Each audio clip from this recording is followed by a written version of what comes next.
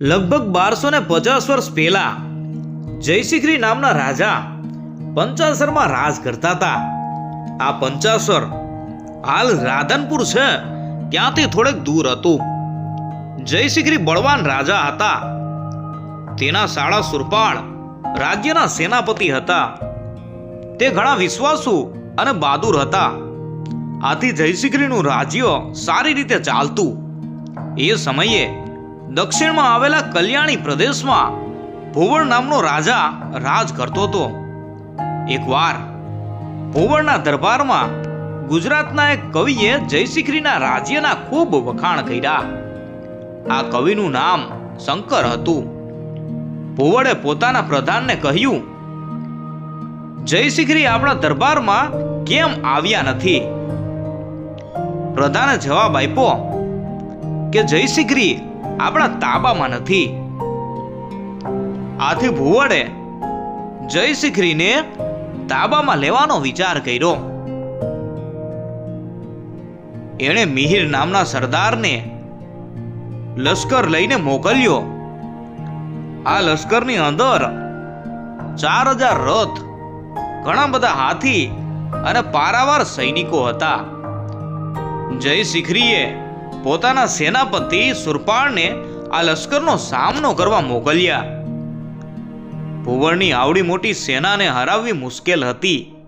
પણ રાત્રે જ્યારે ભુવળના સૈનિકો રંગરાગમાં પડ્યા હતા ત્યારે સુરપાળના સૈનિકોએ હુમલો કર્યો અને ઘણા સૈનિકોને કાપી નાખ્યા. એટલે મિહિર હારીને ભાગ્યો.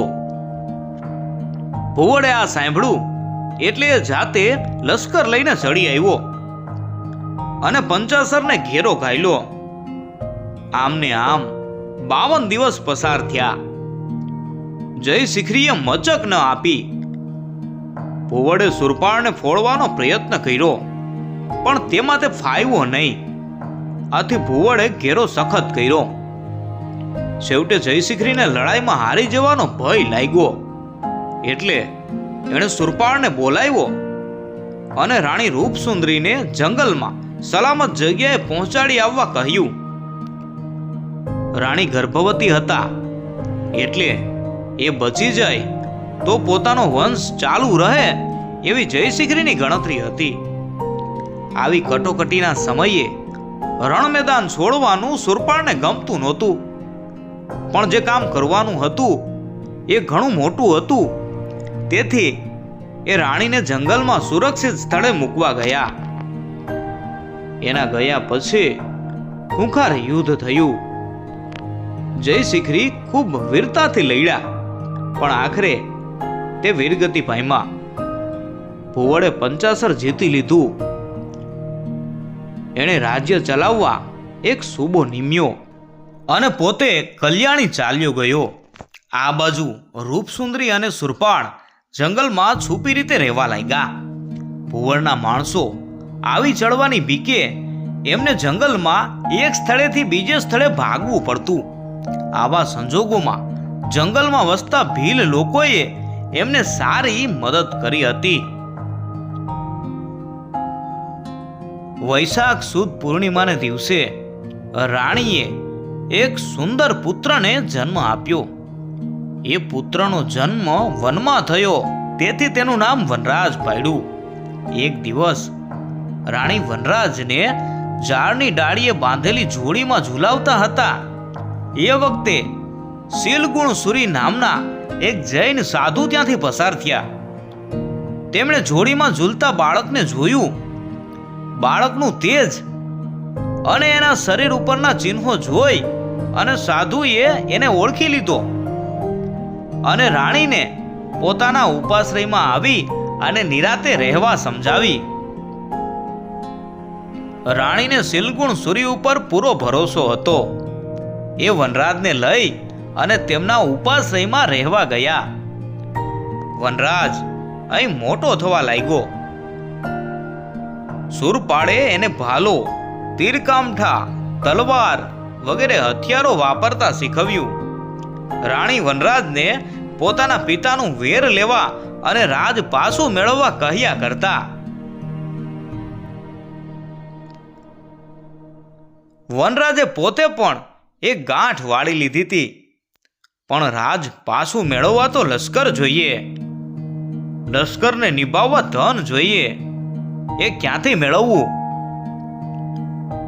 એટલે ધન એકઠું કરવા માટે વનરાજે લૂંટ કરવાની શરૂ કરી. એકવાર પોવળના માણસો રાજ્યની 6 મહિનાની ઉપજ લઈ અને કલ્યાણી જતા હતા, ત્યારે વનરાજે તેમના ઉપર છાપો માર્યો અને ઉપજનો બધો ખજાનો લૂંટી લીધો. આથી તે માલબાર થયો. વનરાજને અણહિલ નામના એક ભરવાડની મિત્રતા થઈ ગઈ. આ ભરવાડ જંગલનો પૂરો ભોમિયો હતો.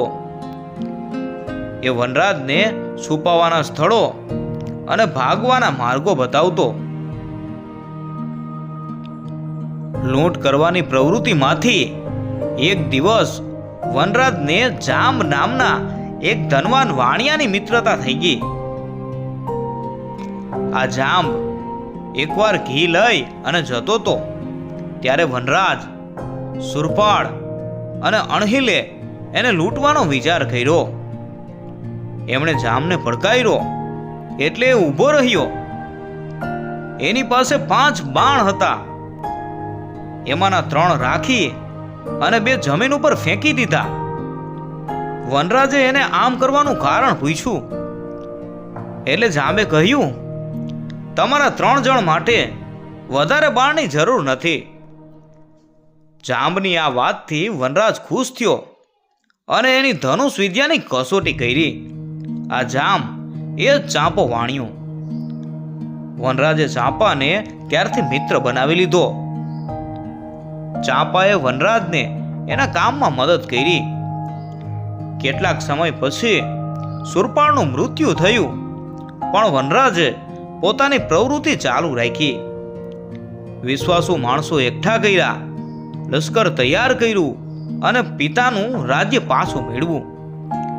પોતાના આ કાર્ય માટે જેમણે જેમણે મદદ કરી હતી, એમનો ઉપકાર વનરાજ ભૂલ્યો નહોતો.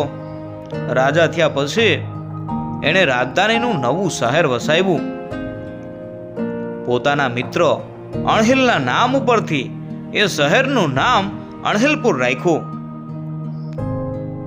આ અણહિલપુર તે હાલના પાટણને અડીને જ પશ્ચિમે હતું. કાકર ગામના વેપારીની બહેન શ્રીદેવીએ એકવાર વનરાજની સારી પરોણાગત કરી હતી. વનરાજે તેને ધર્મની બેન માની હતી, એટલે એણે એની પાસે રાત તિલક કરાવ્યું. જાંબના ઉપકારનો બદલો વાળવા એને મહા અમાત્ય બનાવ્યો. શીલગુણ સુરીએ એને આશ્રય આપ્યો હતો. શીલગુણ સુરી પાર્શ્વનાથની જે મૂર્તિની પૂજા કરતા હતા, એની અણહિલપુરની અંદર પ્રતિષ્ઠા કરાવી. એનું પંચાસરા પાર્શ્વનાથ નામ રાખ્યું.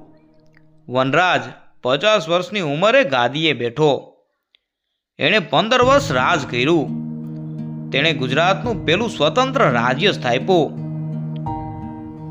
ગુજરાતની મહાનતાનો પાયો પણ એણે જ નાખ્યો હતો.